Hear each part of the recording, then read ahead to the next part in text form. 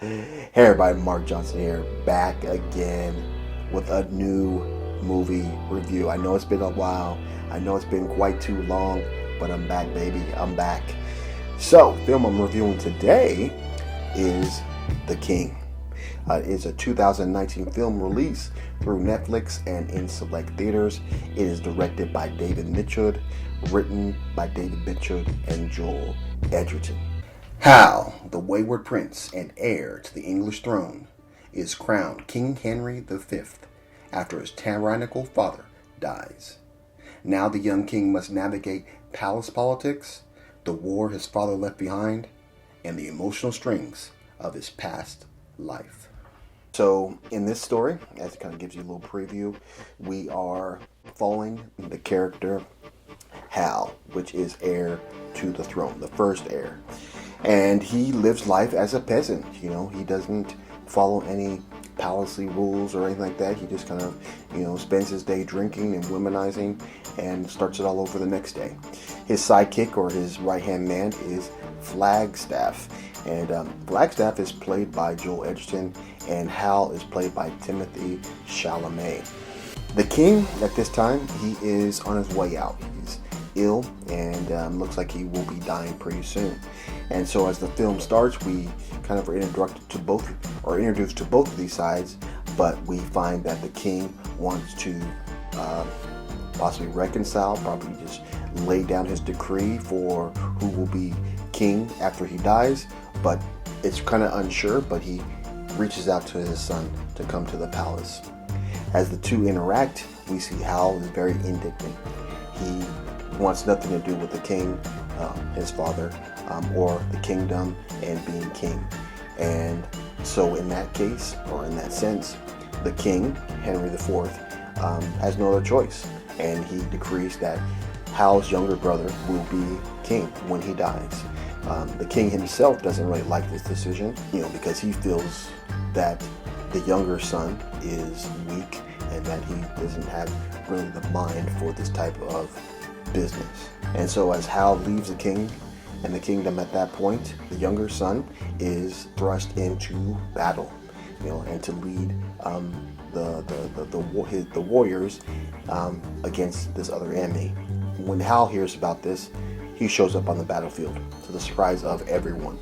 And in that sense, he's also telling his younger brother that he doesn't need to be doing this. He doesn't need to be following the way of his father, and that these blood feuds and situations are things that were put onto him by their father, and that he doesn't need to take part in it. But he wants to, represent himself. And so in that sense, Hal takes it over. Hal puts on a suit of armor, and he pledges to save everyone's life by introducing an idea or a thought to the other side that will, in a sense, wrap up the war pretty quickly and save lives. So he does this, in the middle of the battlefield, which is interesting how they battle at that time. But he goes to the other side, explains his situation, and is open to a 1v1 situation. Someone battles him, and whoever wins, that side takes the spoils of war, and they will, in a sense, any blood feud that they had with Henry IV, they will bury. The other side just wants the war. They want to have a battle out. And at a certain point, one of the sons from the other side, which is pretty up high, he takes the bait. Not only takes the bait, he agrees with the situation. How about that? And he goes and battles Hal. And as they battle right there in the middle of the battlefield, Hal wins. And the other side, concedes, as they said they agreed to.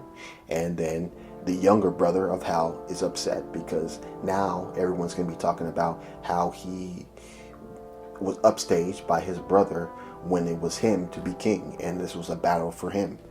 And so at that point, Hal becomes the king, and so from that point, we see the ceremonies and the rituals that they do when they introduce a new king, which is all pretty interesting. It's not necessarily fully explained, but you see the representation of it.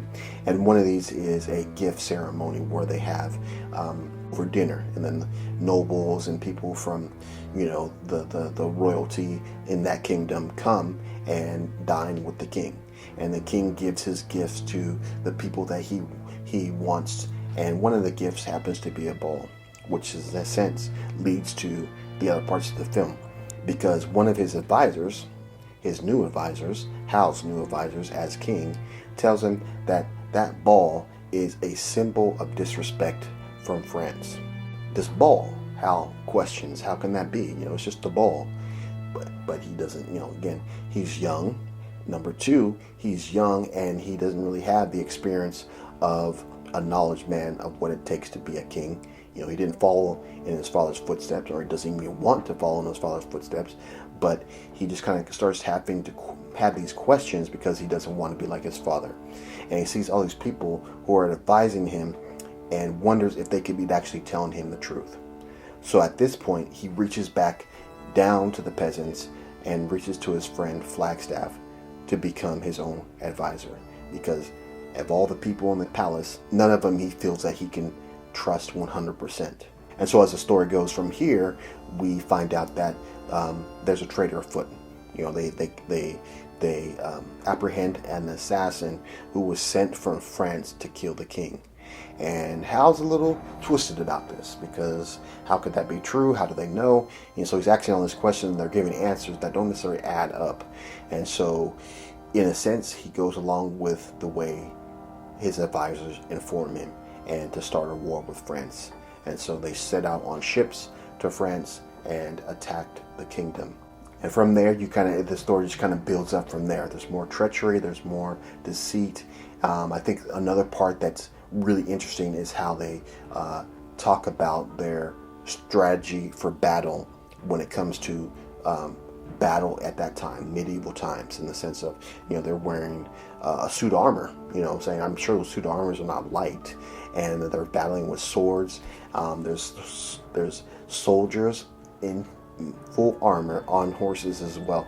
And so they show these battle scenes, and they kind of explain the advantages and disadvantages that they have. And I think that's another interesting aspect of the film. And so as we talk about this film even further outside of the storyline, I think there's great acting performances here. I think the people that we see throughout the film, from Chalamet, Edgerton, there's a few other cameos in this film that I'll leave as surprises for you that come out that kind of just make the film very, very, very strong. This is a 2-hour and 20-minute film, so it unfolds rather slowly, but I think at the same time, it's again used to help inform you of what life was like at that time. The way it's shot is really gritty. It's not like a fairy tale fantasy world. It's kind of very bleak, the way they shot it. And then even the battle scenes themselves show you how brutal and how dangerous these situations are. It's not overly bloody or gory or anything like that, but it definitely shows you how brutal, again, these times were and these wars were. From there, I think the story, again, is definitely very intriguing.